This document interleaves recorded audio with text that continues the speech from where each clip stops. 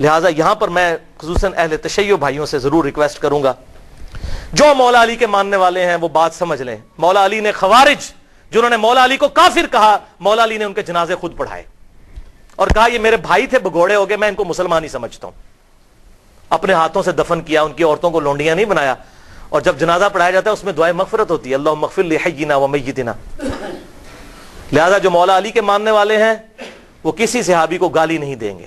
ہاں جو بنو امیہ کے ماننے والے ہیں تو یہ بدعت انہوں نے ہی شروع کی تھی، تو وہ ان کے ماننے والے ہیں، ٹھیک ہے، وہ اپنی نسبت ان کے ساتھ قائم رکھیں. ہم تو الحمدللہ مولا علی کے ماننے والے ہیں، ہم بنو امیہ کے ماننے والے نہیں ہیں، اور نہ ہم معاویہ بن ابی سفیان یا عمر ابن عاص یا مغیرہ ابن شعبہ رضی اللہ عنہم اجمعین ان کے ٹریک پہ چڑھنے والے ہیں. ان کی اللہ تعالیٰ کا ان کا معاملہ اللہ کے سپرد، لیکن ان کی ان غلط چیزوں کے اوپر ہم چلنے والے نہیں. ہم حضرت علی کے ساتھی ہیں، ہم کسی بھی صحابی کو برا نہیں کہیں گے انشاءاللہ. لہذا توبہ کریں. جو بھی آپ کو رافضی نظر آئے، صحابہ پر لعنت کرتے ہیں، کو تم حضرت معاویہ کی پارٹی کا آدمی ہے، تو مولا علی کی پارٹی کا آدمی نہیں ہے، اس لیے تو یہ کام کرتا ہے. وَلِعَاذُ بِاللَّہ. آخری مثال سن لیں، یہ وہ ٹروتھ ایکسپوزنگ مثال ہے جس سے آپ کو پتا چلے گا کہ حضرت علی کو ممبروں پہ گالیاں کیوں ہی نکالتے تھے. اگلے دن میرے والد صاحب بھی مجھ سے پوچھ رہے تھے کہ جی یہ گالیاں کیوں نکالتے تھے، کیا ملتا تھا؟ سوال تو بڑا زبردست ہے. اتنے سال تک گالیاں نکالتے رہے، ان کو ملتا کیا تھا حضرت علی کو گالیاں نکال کے؟ Brain washing. لوگوں کے دلوں سے وہ خلافت راشدہ کو بچانے کی آخری کوشش نکل جائے تاکہ ملوکیت محفوظ رہے. یہ تھی وجہ، اور وہ آپ کو اس حدیث میں پتا چلے گی. سنن نبی داؤد 4131، شیخ البانی بھی نے بھی صحیح کہا، زبیر علی زئی صاحب نے بھی صحیح کہا. اس میں آپ کو یہ بات پتا چل جائے گی حضرت حسن کے بارے میں. سیدنا مقدام بن مادی رضی اللہ تعالیٰ عنہ بڑے جلیل القدر صحابی ہیں. انہی سے وہ ابو داؤد میں حدیث ہے کہ مجھے اللہ تعالیٰ نے قرآن اور اس کی مثل عطا کیا، یعنی سنت. مقدام بن مادی یہ حضرت میر معاویہ کو ملنے کے لیے گئے شام میں، اور وہاں پر بیٹھے ہوئے ایک خبر آئی تو حضرت میر معاویہ نے کہا مقدام تجھے پتا ہے کہ حسن فوت ہو گئے ہیں؟ تو حضرت مقدام نے کہا انا للہ و انا الیہ راجعون. ایک مسلمان کے مرنے پہ یہی کرنا چاہیے نا. لیکن حضرت حسن فوت نہیں ہوئے تھے، قتل کیے گئے تھے. المصنف ابن ابی شیبہ میں موجود ہے انٹرنیشنل نمبرنگ کے مطابق 37,359، اور المستدرک للحاکم میں پورا چیپٹر ہے حضرت حسن کو زہر دیا گیا تھا. وہ زہر کیوں دیا وہ آپ کو پتا چل جائے گا. شہید کیا گیا بڑی چھوٹی سی عمر میں 49 ہجری میں. تو حضرت حسن کی وفات کی خبر پہنچی تو مقدام نے پڑھا انا للہ و انا الیہ راجعون. تو حضرت معاویہ نے کہا کہ مقدام تو حسن کے مرنے کو امت کے لیے مصیبت سمجھ رہا ہے؟ استغفر اللہ، اللہ اکبر، استغفر اللہ. اب جب انہوں نے یہ بات کی تو انہوں نے کہا میں حسن کی وفات کو مصیبت کیوں نہ سمجھوں؟ میں نے خود دیکھا حضور صلی اللہ علیہ وسلم دائیں طرف حسن کو بٹھاتے تھے اور بائیں طرف حسین کو، اور کہتے تھے حسن مجھ سے ہے، حسین علی سے ہے. اور تو کہہ رہا معاویہ کہ میں حسن کی وفات کو مصیبت شمار نہ کروں؟ اور پھر حضرت معاویہ کا ایک چمچہ وہاں سے بولا. حسن جو ہے وہ آگ کا ایک انگارہ تھا، اللہ نے اسے بجھا دیا. اللہ، یہ او خدا کے لیے میرے شیعہ دوستو سمجھو یہ کون سی پارٹی ہے جو صحابہ کے بارے میں بکواس کرتی ہے؟ اگر آپ واقعی شیعہ نے علی، آئی ایم شیعہ پولیٹیکلی، جیسے امام شافعی نے فرمایا تھا اہل بیت کی محبت کا نام رافضی ہونا ہے تو میں رافضی ہوں. رافضی صحابہ کرام پر لعنت نہ کرے کوئی شیعہ، وہ تو حضرت علی کا ماننے والا ہی نہیں، وہ شیعہ علی ہے ہی نہیں، وہ شیعہ معاویہ ہے. تو یہ دیکھیں وہ چمچہ کہتا ہے حسن آگ کا انگارہ تھا، اللہ نے بجھا دیا. اللہ اکبر. مقدام نے کہا اللہ کی قسم معاویہ تو نے میرے دل کو آگ لگا دی ہے، میں اس وقت تک یہاں سے نہیں اٹھوں گا جب تک کہ تجھے آگ نہ لگا دو. یہ ہے انڈر پروٹیسٹ اور اعلان حق جابر حکمران کے سامنے غلط بات کو غلط کہنا ہے. میں تجھے آگ لگا کے یہاں سے اٹھوں گا. معاویہ اللہ کی قسم اگر میں جھوٹ بولوں مجھے یہاں پر ٹوک دینا، اگر میں سچ کہوں تو مجھے بتا دینا. سن معاویہ میں تجھے اللہ کی قسم دے کے پوچھتا ہوں، کیا رسول اللہ نہیں فرمایا تھا کہ سونا مرد کے لیے حرام ہے؟ حضرت معاویہ نے کہا ہاں کہا تھا. اللہ کی قسم دے کر پوچھتا ہوں، کیا حضور صلی اللہ علیہ وسلم نے مرد کے لیے ریشم کو حرام نہیں فرمایا؟ انہوں نے کہا ہاں کہا تھا. اللہ کی قسم دے کر پوچھتا ہوں کہ آپ صلی اللہ علیہ وسلم نے درندوں کی کھالیں اور متکبرانہ لباس اور درندوں کے اوپر سواری کرنے کو حرام نہیں فرمایا تھا؟ حضرت معاویہ نے کہا ہاں کہا تھا. ان کا معاویہ یہ تینوں کام تیرے گھر میں ہوتے ہیں, تینوں حرام کام ہوتے ہیں تیرے گھر میں. وہ جو میں نے کہا نا انڈر پروٹیسٹ. حضرت معاویہ نے کہا مقدام مجھے پہلے ہی پتا تھا میں باتوں میں تجھ سے جیت نہیں سکتا. تجھے سانو حدیثاں سنا دو جی امام حنیفہ کے مقابلے نبی دی حدیث آ جائے ایتے ویکھو, اتنا ہی کافی ہے. تو انہوں نے جب یہ حدیث بیان کی پھر کہا کہ لاؤ مقدام کو کچھ مال دو. اتنا لا کے ڈھیروں مال دیا گیا. حضرت مقدام نے وہیں غریب لوگوں میں اس کے سامنے تقسیم کیا. ان کا مجھے مال کی حاجت نہیں, میں نے جو حق ادا کرنا تھا وہ کر دیا. یہ تھا بات بھائی. حسن انگارہ کیوں تھا ان کے لیے؟ صلح حسن ایک ٹریٹی کے تحت, ایک معاہدے کے تحت ہوئی تھی جس میں بڑی بڑی شرطیں یہ تھیں کہ معاویہ تم اپنے مرنے کے بعد امت کو شورا پر چھوڑو گے جس طرح کہ شیخین نے چھوڑا تھا, ابو بکر عمر نے. اپنا خلیفہ کسی کو خود نامزد نہیں کرو گے, اپنی اولاد میں نہیں کرو گے, اور مال فہ میں سے اور مال غنیمت میں سے جو حصہ اہل بیت کو ملتا ہے قرآن کی روح سے مال غنیمت کا وہ ملتا رہے گا. اسی طریقے سے تم جو ہے وہ میرے باپ کے اوپر ممبروں پر لعنت نہیں کرو گے, کیونکہ پہلے سے لعنت شروع ہوگی. شام کے گورنر تھے وہیں سے لعنت شروع کی تھی, یہ ختم کرو گے. لیکن کسی بات پر عمل نہیں ہوا. الٹیمیٹلی پھر انجام کیا ہوا وہ صحیح بخاری کے اندر حدیث ہے, 7109 نمبر حدیث. حضرت حسن کو حضور صلی اللہ علیہ وسلم نے اپنی گود میں اٹھایا ہوا تھا, ٹھیک ہے. اور یہ حدیث شروع یہ ہوتی ہے کہ جب حضرت علی کی شہادت کے بعد لوگوں نے حضرت حسن کو خلیفہ چنا. یہ بھی یاد رکھیے حضرت علی نے حضرت حسن کو خلیفہ نہیں بنایا. حضرت علی نے اپنا خلیفہ کسی کو نہیں بنایا. سنی شیعہ کتابوں دونوں میں لکھا ہے. انہوں نے کہا میں یہ وزن نہیں اٹھاؤں گا, میں امت کو اسی طرح چھوڑ کے جا رہا ہوں, اپنا خلیفہ خود چننا جس طرح حضور کی وفات کے بعد ہم نے ابو بکر کو چنا تھا, میں نے نہیں کسی کو بنانا. پھر لوگوں نے مشورہ کر کے حضرت حسن کو چنا. حضرت حسن نے 40,000 کا لشکر لے کے آئے. صحیح بخاری 7109. سامنے سے حضرت میر معاویہ عمر بن عاص کہتے ہیں کہ معاویہ یہ تو وہ لشکر ہے جس نے موت پہ بیعت کی ہے, یہ تو ہماری تکہ بوٹی کر دے گا. تو حضرت معاویہ نے کہا پھر کیا کریں؟ ان کا صلح کرو حسن کے ساتھ, اس کے بغیر چارہ نہیں ہے. اچھا انہوں نے پھر کہا ٹھیک ہے صلح کر لیتے ہیں, صلح آفر کرتے ہیں. اور سورۃ الانفال کے اندر یہ موجود ہے کہ اگر کافر بھی میدان جنگ میں صلح کی آفر کرے تو جنگ روک دو. حضرت حسن کو بھیجا صلح کے لیے. حضرت حسن رضی اللہ تعالیٰ عنہ نے وہ صلح قبول کر لی اور ان کے حق میں دستبردار ہو گئے. کیوں؟ کہ میں ان کو فری ہینڈ دے دوں. جو یہ کہتے ہیں نا قاتلین عثمان سے بدلہ لینا ہے تو اب لے کر بتائیں, جو ان کے زوم میں ہے وہ بتا دیں. یہ نہ کہیں کہ میرے پاس خلافت نہیں تھی تو میں خلافت حوالے کرتا ہوں. اور حضور صلی اللہ علیہ وسلم کے الفاظ وہاں پر پھر وہ تابعی 7109 کہ حضور نے حضرت حسن کو گود میں اٹھا کر کہا تھا میرا یہ بیٹا سید ہے, اس کی وجہ سے اللہ تعالیٰ مسلمانوں کے 2 گروہوں میں صلح کروا دے گا, اس کی وجہ سے, یعنی یہ قربانی دے گا. حضرت امیر معاویہ نے قربانی نہیں دی ہے, حضرت حسن نے. اس کا اس کی وجہ سے 2 گروہوں میں صلح کروا دے گا. الحمدللہ حضرت حسن نے فری ہینڈ دیا کہ بھائی آپ دیکھ لیتے ہیں. آپ کا دعویٰ تھا نا وہ جس طرح آج کل ہے جی, وہ کہتا ہے جی مجھے حکومت دو, کہتا ہے مجھے حکومت دو, یہ لو جی حکومت پڑی, آپ کر کے بتاؤ, لگ پتا جائے گا.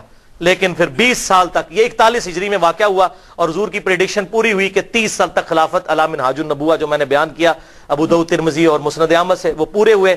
اور ایون امام ابن تیمیہ نے منہاج السنہ میں لکھا کہ ربیع الاول کے مہینے میں, دن کنفرم نہیں لیکن ربیع الاول میں حضور کی وفات ہوئی تھی 11 ہجری میں, اور 41 ہجری ربیع الاول میں صلح حسن ہوئی اور 30 سال پورے ہوئے. اور امام ابن تیمیہ جیسے شخص جنہوں نے اہل تشیع کے خلاف منہاج السنہ لکھی, اس کتاب میں لکھتے ہیں کہ حضرت حسن 5ویں خلیفہ راشد ہیں, 6 مہینے ان کے بھی خلافت راشدہ ہیں کیونکہ 30 سال ان کے 6 مہینے بنا کر پوری ہوتی ہے وہ شامل کر کے. لہذا امیر معاویہ رضی اللہ تعالیٰ عنہ یا یزید ابن معاویہ یہ دونوں خلیفہ راشد نہیں بلکہ اسلام کے بادشاہ ہیں. یہ انہوں نے لکھا. بھائیو یہ 20 سال تک کسی شرط پر عمل نہیں ہوا بلکہ اسی طریقے سے ممبروں پر حضرت علی کو گالیاں نکالی جاتی رہیں. اور پھر جاتے جاتے وہ ٹرننگ پوائنٹ آیا کہ حضرت حسن کے ساتھ جو صلح کا معاہدہ تھا توڑا, اور وفات سے 4 سال پہلے خلیفہ کی بیعت, اپنے بیٹے کی بیعت لینی شروع کر دی کہ میرے مرنے کے بعد یہ خلیفہ بنے گا. اب مولا حسین میدان میں اترتے ہیں لیکن مغرب کی نماز کے بعد انشاءاللہ تعالی. بھائیو ابھی تک تقریباً ہماری 1.5 گھنٹے کی گفتگو ہو چکی ہے اور اب انشاءاللہ یہ 25-30 منٹ میں ہماری گفتگو کنکلوڈ ہو جائے گی. آخری سچویشن ہم ڈسکس کریں گے. تو اب بات ہماری جہاں پر مکمل ہوئی تھی وہ ابو داؤد کی حدیث 4131 جس کو شیخ البانی نے بھی صحیح کہا, شیخ زبیر علی زئی صاحب نے بھی صحیح کہا رحمہم اللہ, کہ حسن آگ کا انگارہ تھا جسے اللہ نے بجھا دیا والعیاذ باللہ تعالی. اس اسدی شخص نے وہاں پہ کامنٹس دیے. تو پھر مقدام بن مادی نے جابر حکمران کے سامنے حق کا کلمہ بلند کیا. تو آگ کا انگارہ کیوں تھا؟ اس لیے کہ ہر وقت یہ چیز فکر لاحق تھی، ہر وقت یہ فکر لاحق تھی کہ ایک معاہدے کے تحت حکومت لی ہے کہ ہم یہ کام کر کے دکھائیں گے. وہ کام کیا کرنا، کوئی ایک بھی شرط پوری نہیں کی. اسی طریقے سے سب و شتم مولا علی پر ممبروں پر جاری، اسی طریقے سے لوگوں کے ساتھ زیادتیاں، لوگوں کا مال لوٹنا، لا حق قتل کرنا، جس سے اختلاف رائے ہو اسے قتل کروا دینا، یہ اسی طریقے سے جاری 20 سال تک.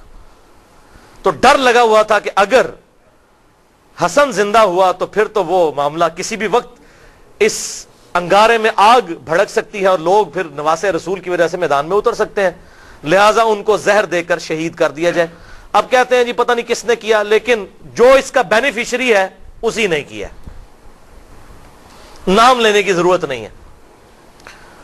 بہرحال زہر سے ان کو شہید کیا گیا. حضرت حسین یہ منظر دیکھتے رہے، 20 سال تک کڑتے رہے.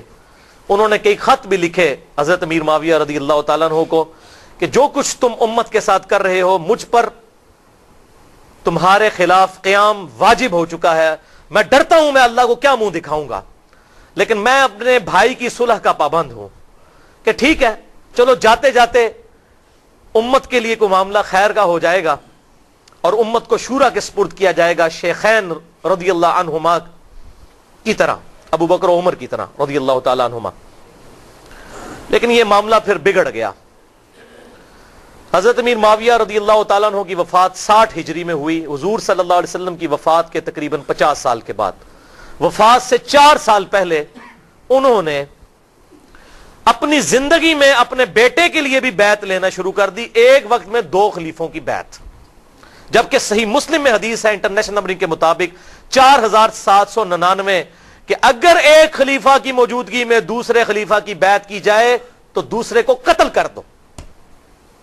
وہ تو واجب القتل ہو چکا تھا، ایک وقت میں 2 خلیفوں کی بیعت تو نہیں ہو سکتی. اور یہ کوئی تاریخی روایت نہیں ہے، تلوار کے زور پر پوری دھونس کے ساتھ بیعت لی گئی. کہتے ہیں وہ صحابہ نے بیعت کر لی تھی، یہ کر لیا تھا، وہ اب آپ کو میں پول کھول کے بتاتا ہوں. صحیح بخاری میں انٹرنیشنل نمبرنگ کے مطابق 4827 نمبر حدیث. یہاں پر یہ بات یاد رکھیے گا، بیعت دل سے ماننے کا نام ہے، زبردستی نہیں ہو سکتی. بخاری اور مسلم کی متفق علیہ حدیث ہے، سعد ابن عبادہ نے حضرت ابو بکر صدیق رضی اللہ تعالیٰ عنہ کی بیعت نہیں کی، اس کے بعد حضرت عمر کی بھی نہیں کی. لیکن ابو بکر عمر نے کیا تلوار رکھی ان کے اوپر کہ بیعت کرو؟ ٹھیک ہے، اختلاف رائے نہیں کرنی نہ کرو. بخاری اور مسلم کی متفق علیہ حدیث ہے کہ حضرت علی نے 6 مہینے تک ابو بکر کی بیعت نہیں کی. تو کیا معاذ اللہ ابو بکر نے ان کے ساتھ اس طرح کی کوئی زیادتی کی؟ بلکہ بخاری مسلم میں آتا ہے بعد میں معافی بھی مانگی. حضرت علی کا یہی اعتراض تھا کہ آپ نے اہل بیت کو مشورے میں شامل نہیں کیا. حضرت ابوبکر صدیق زاروں کے تار رو پڑے. یہ بخاری اور مسلم دونوں میں موجود ہے، اور میں نے اس پہ 2.25 گھنٹے کی گفتگو کی ہے. وصی رسول کون ہے اور حدیث قرطاس کا تحقیقی جائزہ، مسئلہ نمبر 55B کے نام سے، لہذا میں آج اس کو ایڈریس نہیں کروں گا. بخاری کی حدیث 4827 سورۃ الاحقاف کی تفسیر والے چیپٹر میں امام بخاری نے امت کو انجیکشن لگا دیا کہ پتہ چل جائے کہ ہوا کیا تھا امت کے ساتھ. محدثین کی یہ بہت بڑی خدمات ہیں کہ انہوں نے حق نہیں چھپایا، کیونکہ سورۃ البقرہ میں آیا ہے کہ جو حق چھپاتا ہے اس پہ اللہ کی لعنت، فرشتوں کی لعنت اور تمام لعنت کرنے والوں کی لعنت. اور ابو داؤد اور ترمذی میں حدیث ہے کہ جو لوگ دنیا میں حق چھپاتے ہیں قیامت والے دن اس حال میں پیش کیے جائیں گے کہ ان کے منہ میں آگ کی لگامیں ہوں گی کہ یہ حق بات نہیں بتاتے تھے. وَلِعَاذُ بِاللَّهِ تعالی. یہ کہتے ہیں یہ اس طرح کی باتیں کیوں کرتے ہیں؟ یہ تو ہمارے نبی کی نبوت کی غیب کی خبریں ہیں کہ کیا ہونے والا تھا امت کے ساتھ. حضور صلی اللہ علیہ وسلم کی نبوت کی دلیل ہیں یہ خبریں کہ آپ نے مستقبل کی باتیں پہلے ہی امت کو بتا دی. 4827 صحیح بخاری سورۃ الاحقاف کا چیپٹر، کتاب التفسیر چیپٹر صحیح بخاری میں مروان بن حکم کو مکے اور مدینے کا گورنر بنایا حضرت امیر معاویہ رضی اللہ تعالی عنہ نے. مسجد نبوی میں اس نے روضہ شریف کے بالکل پاس منبر رسول پر خطبہ دینا شروع کیا. اور یہ وہ مروان ہے جو منبر رسول پر روضہ شریف کے پاس یہ لعنت کرتا تھا، علی پر لعنت، علی سے محبت کرنے والوں پر لعنت، والعیاذ باللہ تعالی. میں آپ کو حوالے دے چکا. اور مجھے حدیث ابھی میرے ایمان کا تقاضا ہے ذہن میں چلتے چلتے آ گئی. 6229 نمبر حدیث صحیح مسلم میں، اور صحیح بخاری میں بھی 3703 نمبر حدیث ہے حضرت علی کے فضائل کے چیپٹر میں. اسی مروان بن حکم نے کسی کو وہاں پر نامزد کیا تو اس نے حضرت سال ابن سعد السعدی کو بلایا. حضرت علی کے فضائل کے چیپٹر میں، بخاری مسلم دونوں میں یہ حدیث ہے، اور کہا کہ آپ منبر پر آ کر ایک دفعہ مولا علی پر لعنت بھیجیں. لعنت کے الفاظ ہیں مسلم میں. تو سال ابن سعد السعدی جو پہلے 10 مسلمانوں میں سے تھے، انہوں نے کہا کہ میں حضرت علی پہ لعنت کروں منبر پہ آ کے؟ ان کا اچھا تم یہ کہہ دو کہ ابو تراب پہ اللہ کی لعنت. بولے اعوذ باللہ. ابو تراب کا مطلب ہے مٹی والا. حضرت علی کی یہ کنیت تھی. تو اس نے کہا چلو تم کوڈ ورڈ میں بات کر دو، کہہ دو ابو تراب پہ اللہ کی لعنت، مٹی والے پہ. اور یہ حقارت سے بنو امیہ ابو تراب کہتے تھے. حضرت سال ابن سعد نے کہہ مارا. انہوں نے کہا واہ واہ، اوے مولا علی تو ابو تراب نام سے اتنا خوش ہوتے تھے، کسی اور نام سے اتنا خوش نہیں ہوتے تھے، اور تم کہہ رہے ہو کہ ابو تراب پہ اللہ کی لعنت. پھر وہ ذرا ٹھنڈے پڑے. انہوں نے کہا میں کبھی بھی مولا علی کو گالی نہیں نکالوں گا. انہوں نے کہا اچھا بتائیے ابو تراب نام کیسے پڑا حضرت علی کا؟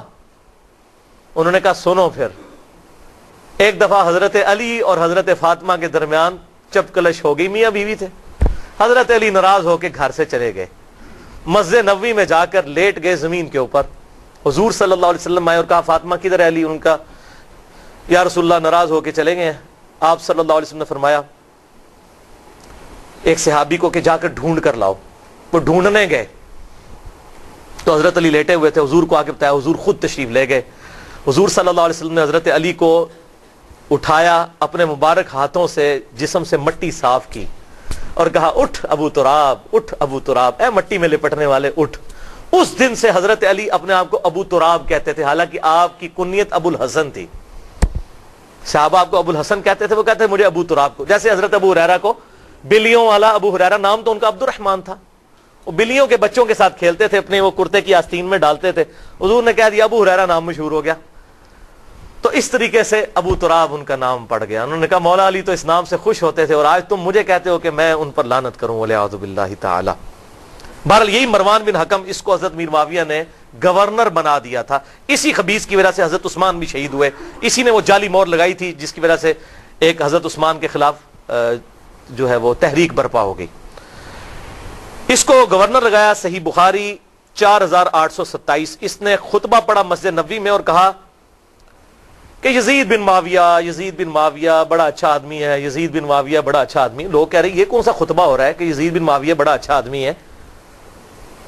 اور پھر اس نے کہا کہ اللہ تعالیٰ نے امیر المومنین حضرت معاویہ بن ابی سفیان رضی اللہ تعالیٰ عنہ کو ایک بڑی اچھی بات سجھائی ہے. وہ امت کے وسیع تر مفاد میں چاہتے ہیں کہ اپنے بیٹے کو اپنے بعد خلیفہ نامزد کر دیں. ادھر ہمارے حکمران بھی کہتے ہیں نا امت کے وسیع تر مفاد میں، پاکستان کے وسیع تر مفاد میں. اچھا، وہاں پر حضرت ابو بکر کا بیٹا کھڑا ہوا، عبد الرحمن بن ابی بکر، حضرت عائشہ کا بھائی.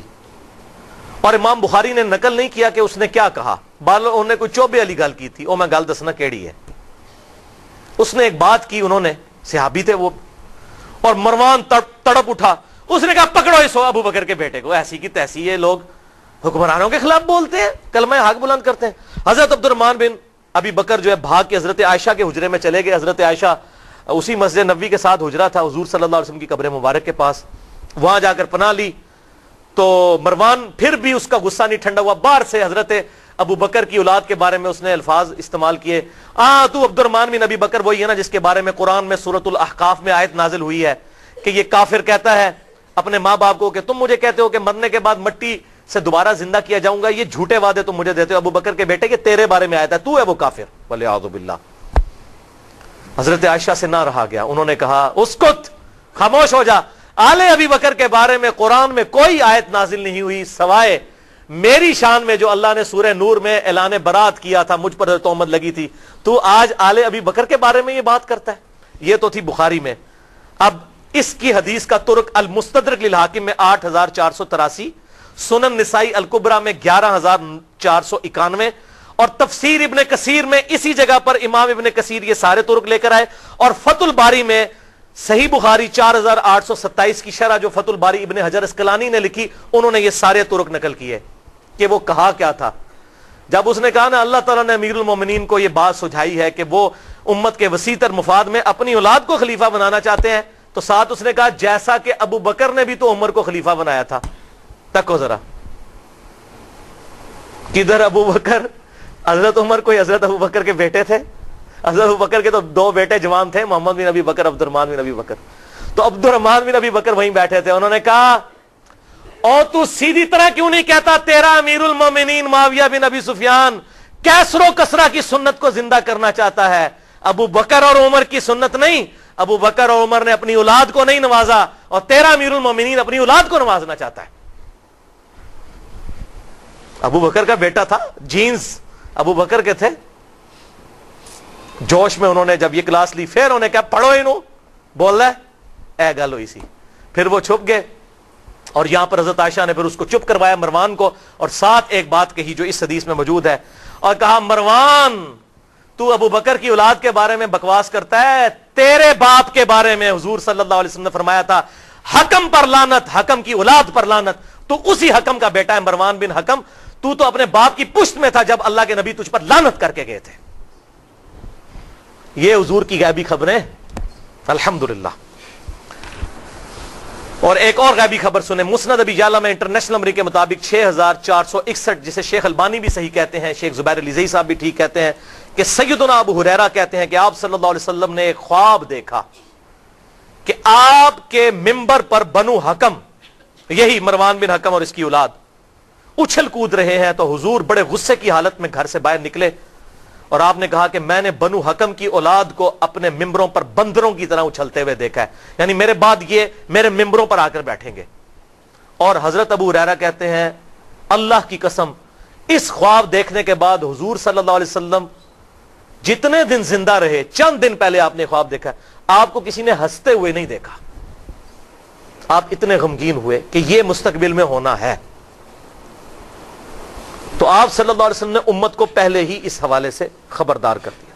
اور صحیح بخاری میں 3605 نمبر حدیث ہے, حضرت ابو ہریرہ کہتے ہیں کہ حضور صلی اللہ علیہ وسلم نے مجھ سے ارشاد فرمایا تھا کہ میری امت کی بربادی قریش کے چند نوجوان لڑکوں کے ہاتھوں میں ہوگی. اور حضرت ابو ہریرہ کہتے ہیں میں اگر چاہوں ان لڑکوں کے نام, ان کے قبیلوں کے نام, ان کے ماں باپ کے نام بھی بتا دوں, حضور مجھے بتا کر گئے تھے. بلکہ صحیح بخاری میں 120 نمبر روایت ہے, حضرت ابو ہریرہ اسی کانٹیکسٹ میں کہتے ہیں کہ میں نے حضور صلی اللہ علیہ وسلم سے 2 پیالے لیے, ایک تو میں نے تمہیں بتا دیا جو حدیثیں بیان کرتا ہوں, اور ایک چیز ایسی ہے جو تمہیں بتا دوں تم میری گردن کاٹ دو. کیوں؟ بنو امیہ حکومت میں تھے, انہی لڑکوں کے نام تو حضور بتا کے گئے تھے, انہوں نے امت کا جنازہ نکالنا ہے, تو تم میری گردن مار دو. یہ جو بات صوفی کہتے ہیں جی وہ علم لدنی تھا, وہ علم لدنی نہیں تھا, وہ ان لوگوں کے نام تھے. اگر علم لدنی ہوتا تو سلاسل, چشتیہ, قادریہ اور سہروردیہ میں ابو ہریرہ بھی کہیں پر ہوتے, وہ تو ہے ہی نہیں ہے کہیں. ٹھیک ہے جی. جس طرح حذیفہ ابن یمان کو منافقین کے نام بتائے, حضرت ابو ہریرہ کو بنو امیہ اور بنو حکم کے ان لونڈوں کے نام, ان لڑکوں کے نام بتائے جنہوں نے امت کا بیڑا غرق کرنا تھا. حضرت ابو ہریرہ ڈرتے تھے, اور یہی تمام محدثین نے بخاری کی حدیث 3605 اور 120 کے اندر خود ابن حجر اسقلانی نے بھی لکھا. اور علم لدنی پہ میرا لیکچر ہے 55A, اگر کسی کو شوق ہو تو وہ دیکھ سکتا ہے. تو ابن حجر اسقلانی نے پھر کئی طرق جمع کیے کہ حضرت ابو ہریرہ پھر دعا کرتے تھے, اے اللہ مجھے 60 ہجری تک باقی نہ رکھنا, اور نوجوان لڑکوں کی حکومت سے پہلے موت دے دینا. 60 ہجری میں حضرت میر معاویہ فوت ہوئے اور یزید تخت نشین ہوا, اور 61 ہجری میں ایگزیکٹ 50 سال کے بعد حضور صلی اللہ علیہ وسلم کے دنیا سے جانے کے واقعہ کربلا ہو گیا. حضرت ابو ہریرہ کہتے تھے یا اللہ مجھے موت دے دینا.